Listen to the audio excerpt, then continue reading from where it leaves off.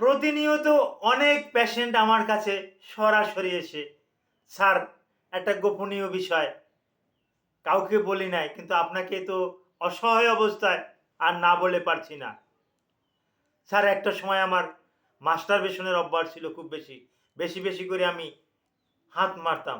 হাত মারার পরিপ্রেক্ষিতে এখন আমার পেনিসটা একটু ছোটও হয়ে গেছে আকারে, মনে হচ্ছে ছোটও হয়ে গেছে। আর দ্বিতীয়ত আগের মতো বীর্যপাত হতো না। আগে মাস্টারবেশন করলে বা বিভিন্ন আ আম স্ত্রীর সাথে মেলামেশা করলে পর্যাপ্ত পরিমাণে অ্যা এস পর্যাপ্ত পরিমাণে সিমেন আউট হতো, বীর্য বাহির হতো অনেক পরিমাণ। এখন সেখানে মাত্র ২ ফোঁটা, ১ ফোঁটা ২ ফোঁটা বাহির হয়, আর বাহির হচ্ছে না। স্যার আমি কি বেশি হাত মারার কারণে এই সমস্যা হয়েছে? এ ব্যাপারে কিছু আলোচনা করব। চিকিৎসা বিজ্ঞানের ভাষায় এই রোগটাকে আমরা বলে থাকি রেট্রোগ্রেড ইজাকুলেশন। রেট্রোগ্রেড ইজাকুলেশন বা বাংলায় বলি এটা স্বাভাবিকের চেয়ে বীর্যপাত কম হওয়া বা স্বাভাবিকের চেয়ে বীর্যপাত কমে যাওয়া। ভিডিওটা মনোযোগ সহকারে দেখুন। আসসালামু আলাইকুম রহমতুল্লাহি ওয়া বারাকাতুহু। আমি ডাক্তার মীর শহীদুল ইসলাম। আমার চেম্বার শুভেচ্ছা ২৫৫, ঐতিহ্যবাহী শেখঘাট, সিলেট। যেকোনো একটা সার্চ ইঞ্জিনে ডাক্তার মীর শহীদুল ইসলাম কথাটা লিখে সার্চ দিলে আপনি আমার সম্পর্কে বিস্তারিত তথ্য পেয়ে যাবেন। জি দর্শক শ্রোতা, আর দেরি নয়, আলোচনা করব রেট্রোগ্রেড ইজাকুলেশন।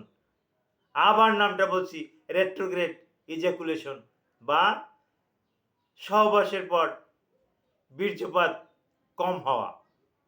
এখন এই কম হওয়ার কারণ কি? দুটো কিন্তু প্রধান কারণ। একটা টেস্টিসে আপনার বিভিন্ন কারণবশত স্ক্রুটামে টেস্টিসে বীর্য তৈরি কম হওয়া। বিভিন্ন কারণে তৈরিটাই হচ্ছে কম। ফ্যাক্টরিতে উৎপন্ন কম। সুতরাং আপনি বেশি তো সাপ্লাই দিতে পারবেন না। কিন্তু ফ্যাক্টরিতে আপনার সাপ্লাই আছে। প্রচুর পরিমাণে আপনার সাপ্লাই আছে ফ্যাক্টরিতে। কিন্তু আপনি ওটা ইজাকুলেশন বাহির করতে পারেন না। এটা একটা ব্যর্থতা। কেন এই ব্যর্থতা? এখন আমি একটু অ্যানাটমির দিকে চলে যাব। জি, পুরুষের টেস্টিসে কিন্তু এই স্পার্ম তৈরি হয়। কিন্তু যৌন মেলামেশার পর যখন চরম তৃপ্তিতে পুষবে, তখন কিন্তু এটা কিন্তু ওখান থেকে বেরিয়ে আসে। তখন কিন্তু ব্রেন থেকে প্রচুর পরিমাণে ডোপামিন হরমোন সেক্রেশন হয়, যেটা আমরা কে বলে থাকি এটা একটা স্বর্গীয় সুখ, এটা একটা ভেস্তের সুখ। এইরকম একটা অনুভব হয়। তখন কিন্তু এটা বেরিয়ে আসে।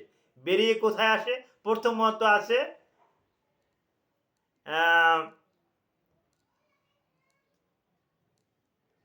টেস্টিস থেকে।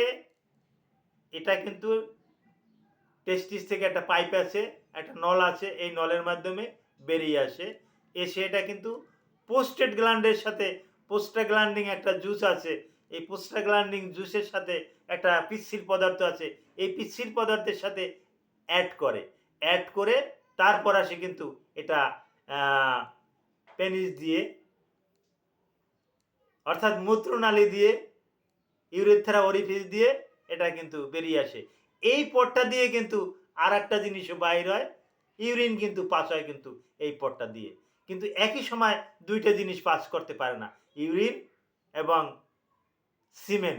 এই দুটো কিন্তু একই সময় পাস করতে পারে না। যার পরিপ্রেক্ষিতে যখন সিমেন পাস করবে তখন ইউরিন পাস কোনো মতেই সম্ভব না। আর যখন ইউরিন পাস হবে তখন কিন্তু এই ইজাকুলেশন হবে না। তখন কিন্তু স্পার্ম বা সিমেন এগুলো কিন্তু আউট হবে না। তো যাদের এই পোস্টেড গ্ল্যান্ডে এই জুসের পরিমাণ কম, পিচ্ছিল রসের পরিমাণটা কম, তাদের ক্ষেত্রে কিন্তু ওই আ শুক্রাণু বা স্পার্ম বেশি পরিমাণে অ্যাড হতে পারে না। যার পরিপ্রেক্ষিতে এটা নিচের দিকে না গিয়ে উপরের দিকে যে ইউরিনারি ব্লাডার আছে, ইউরিনারি ব্লাডারে প্রবেশ করে।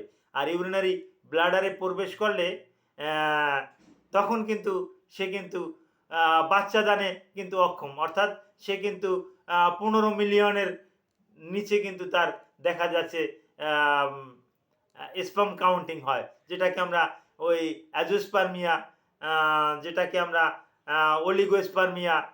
অলিগোস্পার্মিয়া বলে থাকি। এই অলিগোস্পার্মিয়া বা বা এই রকমের বিভিন্ন রকমের, হ্যাঁ, সমস্যা কিন্তু তখন কিন্তু থাকে। তো এটা যদি উপরের দিকে যায় তখন কিন্তু ইউরিনারি ব্লাডারের মূত্রের সাথে মিশে যায়। তখন কিন্তু এটা আবার যখন পেশাব করে তখন বুঝতে পারে একটা বিশ্রী গন্ধ আসে এবং পেশাবে ফেনা হয়, পেশাবে একটু ঘোলাটে থাকে। এতে আমরা বুঝতে পারি বা পেশাব পরীক্ষা করলেও বীর্যের আর্ধেক্য কিন্তু পাওয়া যায়। Thank you all.